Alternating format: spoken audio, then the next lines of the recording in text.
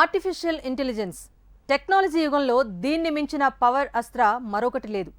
ఉన్నది లేనట్టు, లేనిది ఉన్నట్టు మనల్ని ఏమార్చటంలో టెక్నాలజీ ముందుంటుంది.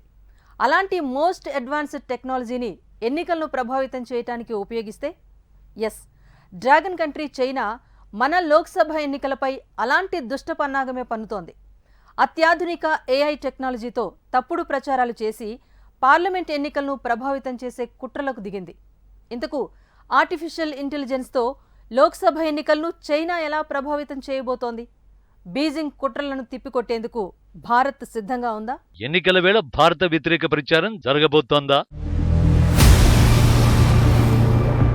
ఇండియాపై చైనా సంధించబోతున్న ఏఐ అస్త్రం ఏంటి?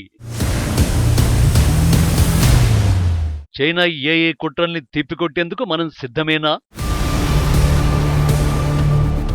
ఆర్టిఫిషియల్ ఇంటెలిజెన్స్ సరైనోళ్ల చేతుల్లో ఉంటే ఈ టెక్నాలజీ అద్భుతాలు సృష్టిస్తుంది. అదే విలన్ల చేతికి చిక్కితే మాత్రం వినాశనమే.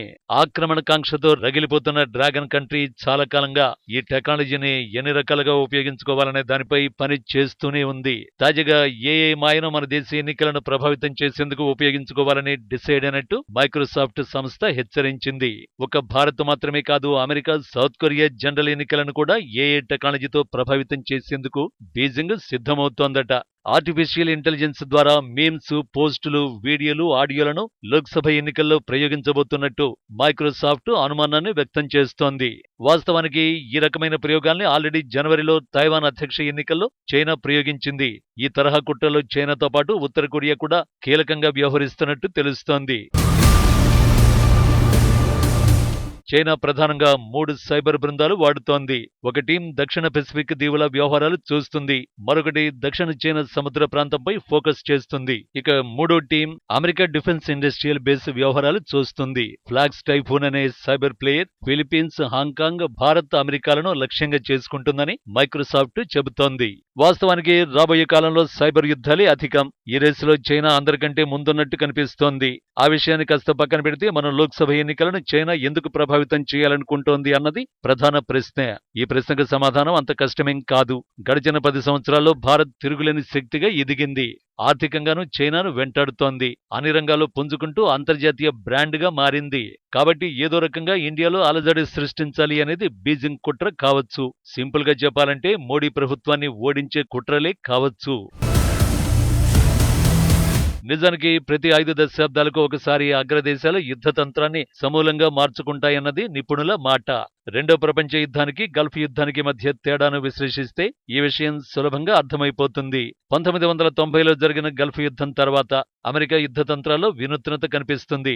గడిచిన 30 ఏళ్లలో అగ్రరాజ్యం ఎన్నో అధునాతన సాంకేతికతల్ని యుద్ధ క్షేత్రాల్లో వినియోగించింది. అయితే ప్రపంచంలో నంబర్ 1 స్థాయికి రీచ్ అవ్వాలని ఉవ్విళ్లూరుతున్న చైనా పొరుగు దేశాల ఆక్రమణ లక్ష్యంగా పావులు కదుపుతోంది. అమెరికాను మించి టెక్నాలజీ వాడకానికి అడుగులు వేస్తోంది. దీనికోసం సాంప్రదాయ యుద్ధ రీతుల్ని విడిచిపెట్టి ఏఐ వార్ వైపునకు అడుగులు వేస్తోంది. ఈ ఆర్టిఫిషియల్ ఇంటెలిజెన్స్ యుద్ధంలో ఫేక్ ప్రచారం అనేది ఓ భాగం మాత్రమే.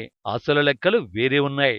ఏఐ వార్ అంటే ఏంటి అన్న ప్రశ్నకే వస్తే సాంప్రదాయిక శతఘ్నులు, మాన్యువల్ మిసైల్స్, మందుగుండు, యుద్ధ ట్యాంకులు, తుపాకులతో పాటు లక్షలాది మంది సైనికుల ప్రమేయం లేకుండా శత్రువును బలహీనపరిచే యుద్ధమే ఏఐ వార్. ఇన్ఫర్మేషనైజ్డ్, ఇంటెలిజెంటైజ్డ్ అనే 2 స్ట్రీముల ప్రాతిపదికగా ఏఐ వారు కొనసాగుతుంది. ఇన్ఫర్మేషనైజ్డ్ వార్ఫేర్ స్ట్రీమ్ శత్రు స్థావరాలు, క్షిపణి సాంకేతికత, ఉపగ్రహాల సమాచారం సేకరిస్తుంది.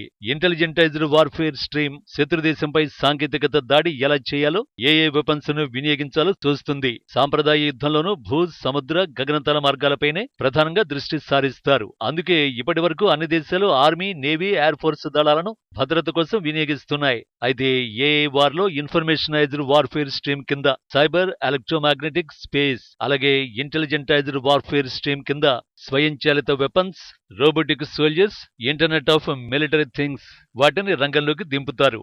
అంటే యుద్ధ క్షేత్రంలో సైనికులకు బదులు రోబోలు, ఆటోమేటిక్ యంత్రాలు ప్రత్యర్థులతో తలపడతాయి. వీటిని cloud, big data, intelligent network programming codes operate చేస్తాయి.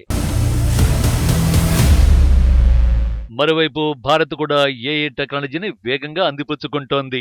ఇప్పటికే ఎల్ఏసీ వెంబడి నిఘా పెట్టేందుకు మానవరహిత విమానాలు, రాడార్లు అమర్చిన హెలికాప్టర్లు పనిచేస్తున్నాయి. వీటితో పాటు ఉపగ్రహాల నుంచి అందే ఛాయాచిత్రాలు, నేలపై వేర్వేరు ప్రాంతాల్లో ఏర్పాటు చేసిన సెన్సర్లు ఎప్పటికప్పుడు చైనా సైన్యం కదలికలకు సంబంధించిన సమాచారాన్ని అందిస్తున్నాయి. కృత్రిమ మేధ సాయంతో వీడియోలను, ఛాయాచిత్రాల్ని కలిపి కదలికలను స్పష్టంగా గుర్తిస్తున్నారు. చైనా సైన్యంలో ఎంతమంది ఉన్నారు, ఏ రకమైన వాహనాలు వాడుతున్నారు, సరిహద్దుల వెంబడి ఎలాంటి మౌలిక సదుపాయాల నిర్మాణం జరిగిందన్న సమాచారం ఎప్పటికప్పుడు తెలుస్తోంది. భవిష్యత్తు యుద్ధాలని సైబర్ యుద్ధాలే అనే అంచనాలు నిజమవుతున్న నేపథ్యంలో DRDO కృత్రిమ మేధ, రోబోటిక్స్ వంటి అత్యాధునిక టెక్నాలజీలను అన్ని స్థాయిలో వాడేందుకు రంగం సిద్ధం చేస్తోంది. కాబట్టి ఆర్టిఫిషియల్ ఇంటెలిజెన్స్ విషయంలో బీజింగ్ కుట్రలకు బెదిరిపోవలసిన అవసరం లేదు. కాకపోతే లోక్సభ ఎన్నికల్లో చైనా ఫేక్ కుట్రలపై కాస్త అప్రమత్తంగా ఉండాల్సిన అవసరమైతే ఉంది.